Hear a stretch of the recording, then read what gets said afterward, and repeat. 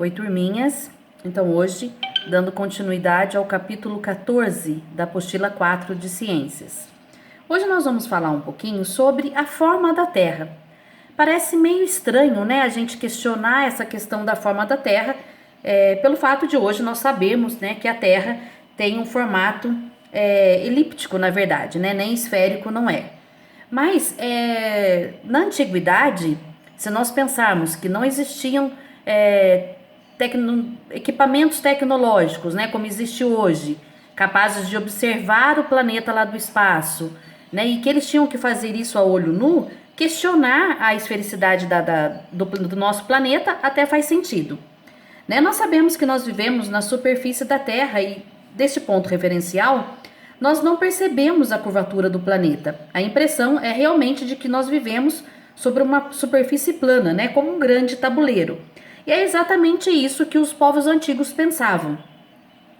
Para vocês terem ideia, um dos modelos retratava a Terra em seu formato plano, sendo carregado nas costas aí por animais gigantes, né, pela tartaruga, pelo elefante.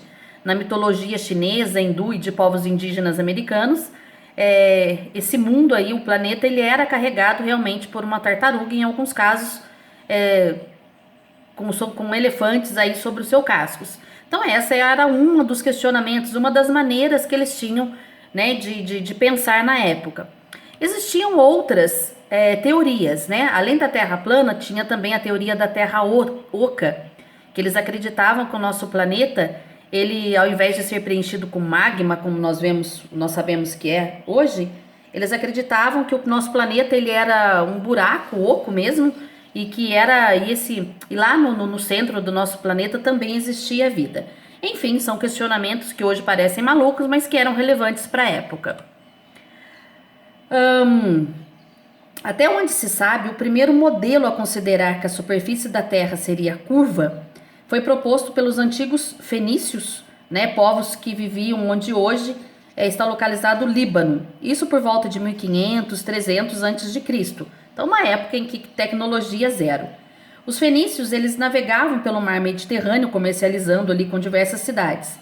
E voltando das suas viagens, eles observavam que no horizonte apareciam primeiro, como vocês observam aqui nessa imagem, aparecia primeiro o cume, né, os picos das montanhas, e à medida que os barcos iam se aproximando, começavam a aparecer as praias ali, as partes mais baixas desses montes. Quando os barcos iam se aproximando das praias, eles conseguiam observar então ali as partes mais baixas dos montes.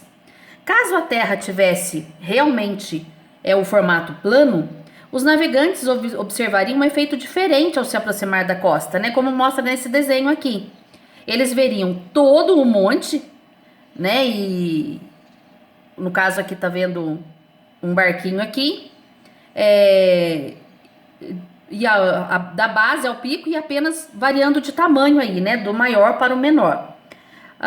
É possível também perceber a curvatura do planeta Terra do ponto de vista de uma pessoa da praia, observando aí com um telescópio a chegada de um barco distante, como mostra essa imagem que nós estamos vendo aqui. Uma pessoa da praia, ela então, assim como na situação verificada ali pelos fenícios, as partes do barco seriam vistas gradativamente, conforme ele se aproximaria ali do observador. Primeiro apareceria o mastro, né, que é a parte mais alta do barco, e depois gradativamente o casco ia se tornando visível. Tá? Então essa aí é uma das provas que eles usaram aí para confirmar a curvatura do nosso planeta. Um outro grande estudioso aí, outro grande colaborador aí para comprovar a esfericidade do nosso planeta foi esse filósofo grego chamado Aristóteles, que viveu de entre 384 a 322 a.C. Ele propôs que a Terra seria um corpo celeste em formato esférico. Agora, como que ele conseguiu fazer isso? Na verdade, ele demonstrou que a Terra era redonda como um globo com base num fenômeno observado no céu, muito comum para nós hoje em dia, o eclipse, né? Quando um astro aí se sobrepõe ao outro projetando a sua sombra. Ele notou que a sombra da Terra na Lua era circular, concluindo assim que só podia ser a sombra de um corpo celeste redondo. Então ele foi aí um dos grandes colaboradores aí. E aqui, olha, nessa imagem, ele observou diversos eclipses da Lua e viu que eles mudavam de posição ao longo dos anos, ora começando da parte mais alta do disco lunar, ora da parte mais baixa. Mas a sombra da Terra projetada sobre a Lua era sempre circular. E sabendo que a esfera, né, representava a única forma geométrica capaz de formar sombras sempre circulares, independente do modo como fosse iluminada, Aristóteles então concluiu que a Terra apresentava um formato esférico. Séculos depois, a ciência confirmou aí a explicação do Aristóteles, né, o eclipse lunar, que é a projeção da sombra da Terra na Lua. Assim, quando o Sol e a Terra e a Lua estão alinhados, nessa sequência aí, forma-se a sombra da Terra, que é projetada na Lua, encobrindo-a totalmente, né, fazendo acontecer o eclipse.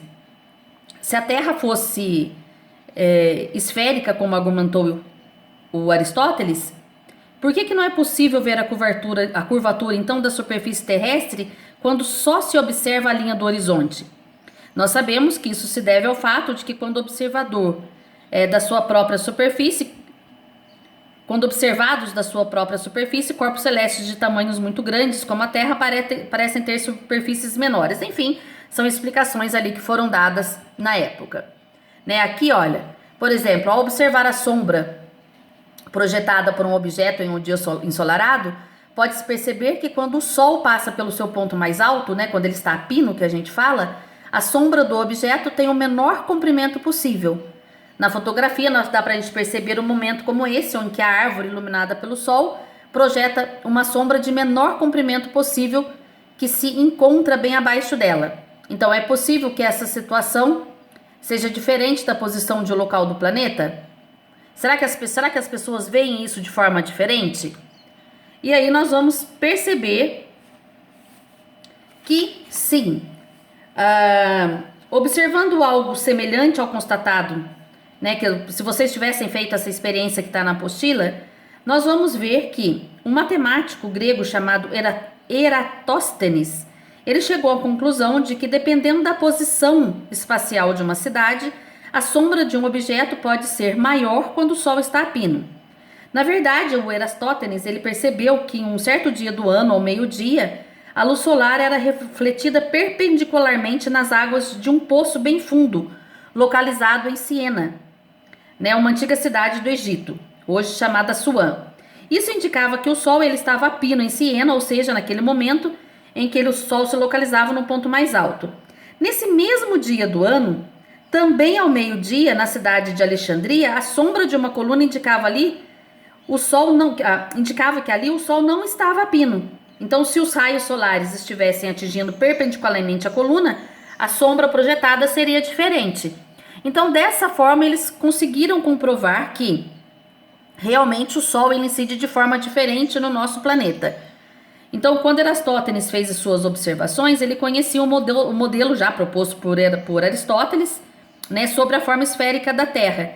E ele utilizou esse modelo exatamente para explicar que os raios solares eles chegavam em Siena e Alexandria com diferentes inclinações.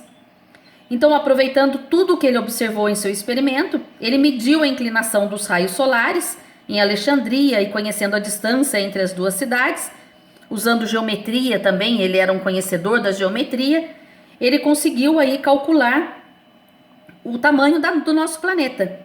Na verdade, na época, ele falou que o nosso planeta media 6.109 quilômetros, né? E hoje nós sabemos que o nosso planeta tem um raio aí de 6.371 quilômetros. Na verdade, também baseado em tudo que ele tinha na época, né, de conhecimento. Então, eles tinham poucos materiais, mas um conhecimento muito grande. Não se sabe exatamente quando a Terra voltou a ser concebida como plana, mas assim ela permaneceu durante toda a Idade Média, desconsiderando aí todo o estudo do Aristóteles. Então levou muito tempo para eles realmente aceitarem que a Terra era esférica. Durante o Renascimento,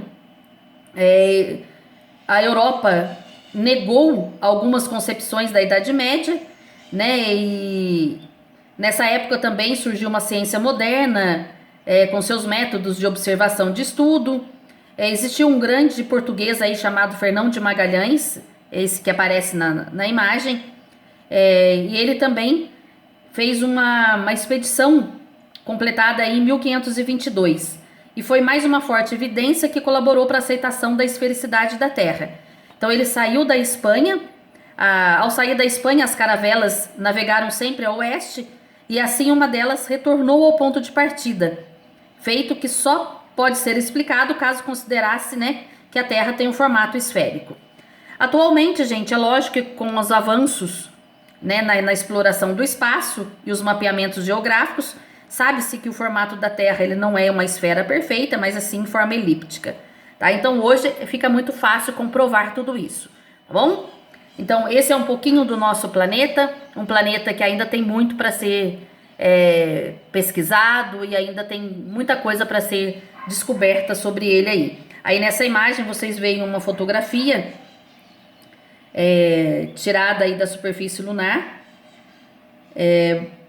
foi feito pela Apollo 11, então é uma imagem muito bonita feita do nosso planeta lá da Lua. Hoje sim comprovando então que a Terra tem a forma elíptica. Até a nossa próxima aula.